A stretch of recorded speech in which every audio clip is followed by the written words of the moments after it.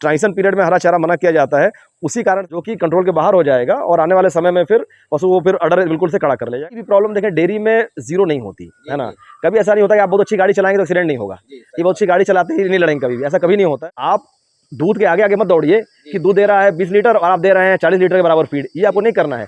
लेकिन पशु अगर आगे आगे चल रहा है दूध लेके तो आप पीछे पीछे सपोर्ट करते चलिए, पशु सेटल हो जाए, आधा घंटा 20 मिनट बीत जाए, मिल्किंग कर दे। नमस्कार मित्रों, आज मैं उत्तर प्रदेश के बाराबंकी जिले में माँ डेयरी फार्म पर पहुंचा हूं और इस डेयरी फार्म को चलाने वाले सुधीर सर हैं। काफ़ी जो है डेयरी फार्म में उनको अनुभव है, तो काफ़ी महत्वपूर्ण वीडियो होने वाला है, इसलिए आप इस वीडियो को कंटिन्यू देखिएगा, स्किप मत कीजिएगा, नहीं तो बहुत सारी जानकारी आप मिस कर सकते हैं। और अभी तक आप हमारे चैनल को सब्सक्राइब नहीं किए हैं तो प्लीज़ इस चैनल को सब्सक्राइब कर लें, ताकि इस तरह की नई नई जानकारी आपको इस चैनल पर मिलता है। जब गाय प्रेग्नेंट रहती है उस समय उनको फीड में क्या क्या देना चाहिए ताकि वो जब बच्चा दे तो उसका दूध जो है प्रोडक्शन पिछले ब्याज से अच्छा हो, वो थोड़ा हमारे दर्शकों के साथ साझा कर दीजिए। देखें अरुण जी, क्या है, एक तो देखिए प्रेग्नेंट जब गाय की बात करते हैं, एक तो प्रेग्नेंट मिल्किंग गाय है, जब मिल्किंग में ही रहेगी तो प्रेग्नेंट हो जाएगी, तो शुरू में तो वो वही फीड खाती रहेगी जितना दूध दे रही होगी। जब हम लोग 5-6 महीना बिता लेते हैं प्रेगनेंसी का, तो हम ध्यान करना शुरू करते हैं कि अब 6 महीना बीत गया है और 3 ही महीना रह रहा है, या 5.5 महीना बीत गया है, 3.5 महीना बचा है हमारे पास, और गाय दे रही है 24 लीटर 22 लीटर दूध मान लीजिए, तो हमारे पास ये टारगेट हो जाता है दूध घटाना शुरू करा जाए, क्योंकि 2 महीना तो 3.5 महीने टोटल बचे हैं और उसमें से 2 महीना ड्राई रहना है पशु ने, तो आपके पास 1.5 महीने का समय बचा है, दूध है 22 लीटर अगर, तो हमें दूध धीरे धीरे घटाना शुरू करना, मतलब उसका फीड घटाना शुरू करना पड़ेगा जिससे दूध कम हो जाए, और फीड तो वही खाएगी जो मिल्किंग वाला खाती है वो। और ऐसे करते करते दूध कम हो जाएगा, फिर हम पशु को ड्राई कर देंगे। तो देखें जब पशु ड्राई हो जाता है तो फिर न्यूट्रिशनिस्ट का टारगेट है कि पशु को शट डाउन मोड में डाला जाए, और जितना अच्छा शट डाउन मोड में आप डालेंगे वो उतना अच्छा पशु के लिए है कि उसके जो अडर वगैरह है बिल्कुल ड्राई हो जाए, सूख जाएं, और तो उसके लिए हम लोग dry cow feed nutritionist recommend करते हैं, जो हम लोग बनाते हैं, तो उस समय उसको ड्राई काउ फीड देते हैं जितना दिन वो नॉन मिल्किंग प्रोसेस में रहेगी।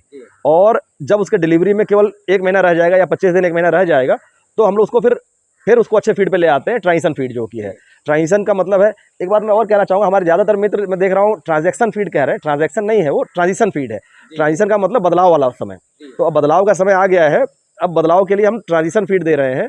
और ट्रांजिशन फीड में समझ लें कि ये वही तैयारी है। देखिए जो भी हम लोगों ने सीखा है, अच्छे अपने हमसे भी बेहतर पशुपालक हैं, और ज़्यादातर मैं तो कहता हूँ बड़े पशुपालक हम लोग से बेहतर हैं वहाँ के, तो हम लोगों ने सीखा है कि ट्रांजिशन फीड में फिर वो पूरी ताकत लगा देते हैं।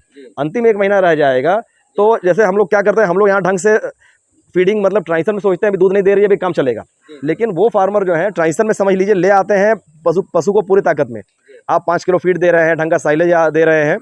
और एक सबसे इंपॉर्टेंट चीज़ जो है वो ध्यान करने की कि ट्रांजिशन पीरियड में हरा चारा थोड़ा अवॉइड करना चाहिए, खास करके बच्चियों को समझ लें, है ना, हाँ नहीं देना चाहिए।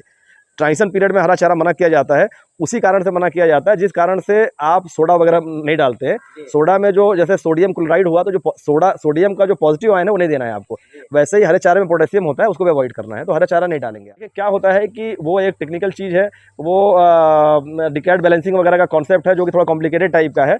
तो उसमें ये है कि अगर हम इस तरह की चीज़ें करेंगे तो अडर एडिमा आता है, फिर अगर सॉल्ट वगैरह ज़्यादा डालेंगे तो फिर अडर वगैरह में पशु की टेंडेंसी है नॉर्मल अडर बढ़ाने की और वाटर रिटेन करने की। आप अगर सोडा वगैरह डालेंगे और नमक डालेंगे तो फिर तेजी से एडिमा बढ़ेगा, जो कि कंट्रोल के बाहर हो जाएगा, और आने वाले समय में फिर पशु वो फिर अडर बिल्कुल से खड़ा कर ले जाएगा समय से, वो ठीक आइडिया नहीं। मिनरल भी उस समय कम किए जाते हैं, इस हद तक सॉल्ट रोकने की प्रक्रिया है कि ट्रांजिशन पीरियड में हमने देखा है न्यूट्रिशनिस्ट को उस समय मिनरल भी कंट्रोल कंडीशन में देते हैं और विटामिन वगैरह बढ़ाते हैं, और जिसमें भी सॉल्ट जाने के चांस हैं वो मिनरल भी उस पार्ट में कंट्रोल करके ही देते हैं।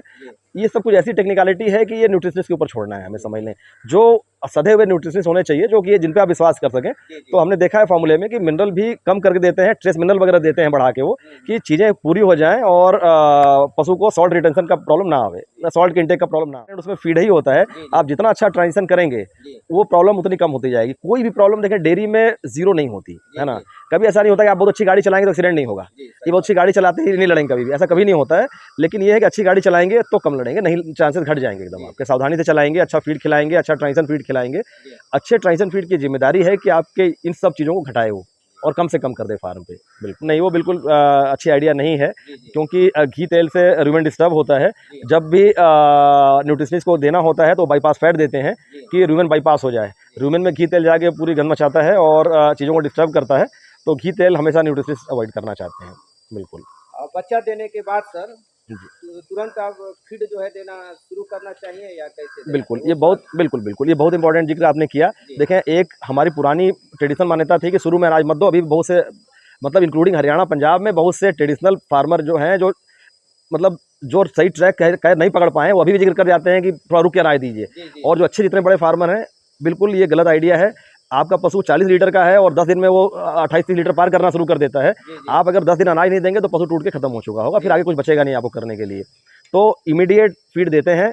और इसीलिए देखिए क्या होता है, जैसे मान लीजिए हमने ट्रांजिशन पीरियड में 5 किलो फीड दिया, जी, जी, और हमको पता है कि जैसे ही वो शुरू करेगी 4-6 दिन के भीतर ही दूध तेज़ी से देना शुरू करेगी, तो फीड देना पड़ेगा। जी, जी, तो यहाँ तक अच्छे फार्मर से मेरा डिस्कशन था।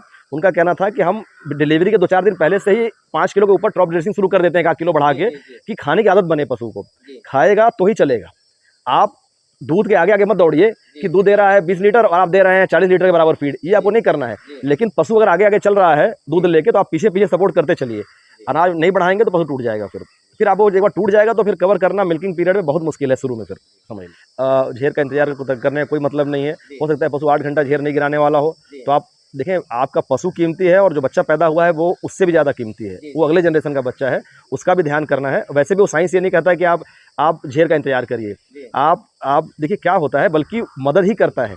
जी, जब आप मिल्किंग करने चलते हैं तो जो ऑक्सीटोसिन रिलीज होते हैं, जी, ऑक्सीटोसिन मदद ही करते हैं झेर को निकालने में। जी, जी, इसीलिए इंतजार करने का कोई साइंस ही नहीं है। जी, आप अगर मिल्किंग करेंगे, ऑक्सीटोसिन बढ़ाएंगे, तो अगर कुछ होना है झेर के लिए तो मदद ही होनी है, अगेंस्ट कुछ नहीं होना है। जी, तो इंतजार कुछ नहीं करना है, गाय को भी मदद मिलेगी। और आप डिलीवरी के आधा घंटे के बाद जब मिल्किंग करते हैं जी, और इमीडिएट जब पिला देते हैं वो खीस निकाल के बच्चे को, जी। तो उसके भी एंटीबॉडीज डेवलपमेंट की प्रक्रिया शुरू हो जाती है। बच्चा भी सुरक्षित होना शुरू हो जाता है, समझिए। यानी कि जेर गिरने के इंतजार पहले नहीं करना है, बिल्कुल इंतजार नहीं करना है। डिलीवरी को टारगेट करें, जैसे पशु सेटल हो जाए, आधा घंटा 20 मिनट बीत जाए, जी, मिल्किंग कर दें। दूध कम निकालें, 2-3 लीटर दूध निकालें, जी। लेकिन निकाल दें, बच्चे को पिला लें और पशु को आराम में छोड़ देते रहें।